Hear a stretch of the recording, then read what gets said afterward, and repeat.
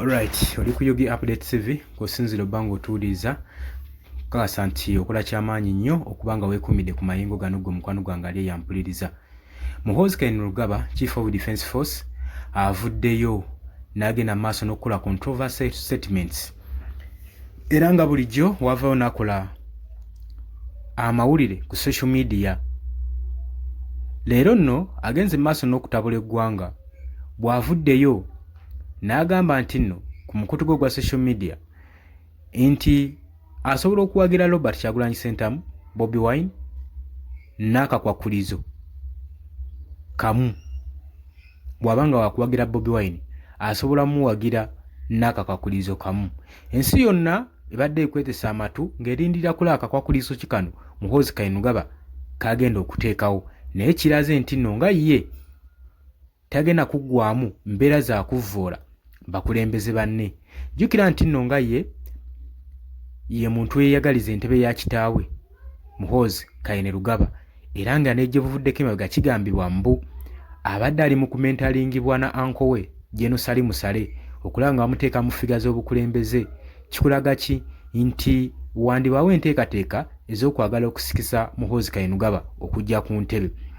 Oli ku Yugi Update TV gwa tannatweyungako kirira wansi waliwo ekigambo subscribe kikooneko obeere nga otweyungako. Abali mu diaspora mbatumiddeko nnyo mwebale kwekuumira ku Yugi Update TV, kansuubire nti nno ebintu bitambula bulungi nnyo.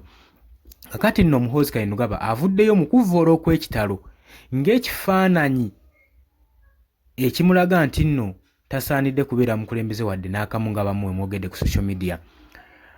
Avuddeyo n'agamba nti engeri yokka gy'asobola okuba nga awagiramu Robert Kyagulanyi Ssentamu wa Bobi Wine singa akkiriza ne yeesimbawo ku bwa LC3 ku kyalo kyabwe eGomba, awo ajja kuvaayo amuwagire.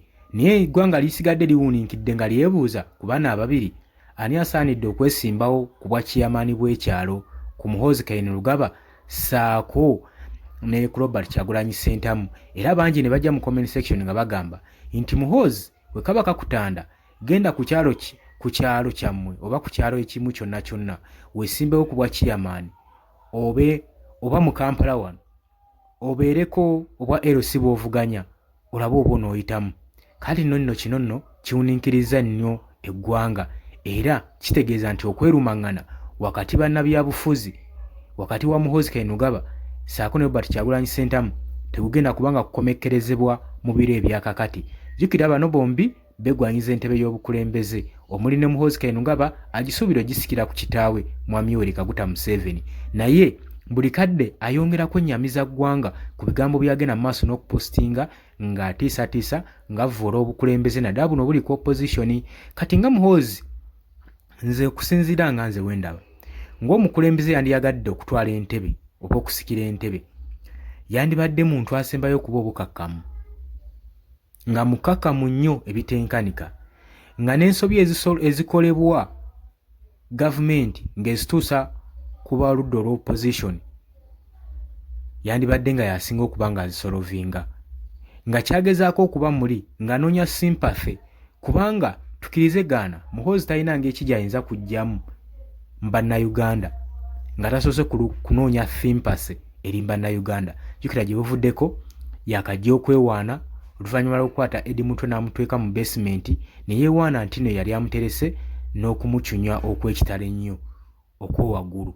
Kakati bino byonna bikulaga obukyayi bannayuganda bye bayina, si ku Muhoozi Kainerugaba yokka wabula ne ku bitongole byonna ebikuumaddembe, ku security agencies zonna omuli aba UPDF, aba CFC, aba JET, ate naddala bano aba JET abagenda mu maaso n'okuba nga batuzanya abantu babacunya ku by-elections eza Kawempe North, tubijjukira bulungi nnyo. Naye kino njagala kitegeeza nti si gwe gusoose okuba nga Muhoozi Kainerugaba avaayo n'ataakinga Robert Kyagulanyi Ssentamu.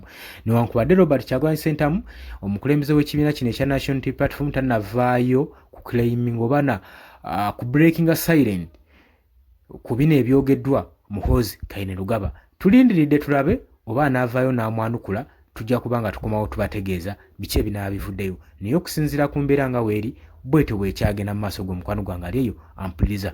Oli ku Yugi Update TV kw'osinza obba ng'otuwuliriza, nkutegeeza nti gwe atannatweyungako kirira wansi waliwo ekigambo subscribe kikooneko obeere nga otweyunga ku mbagaliza olunaku olulungi mweraba.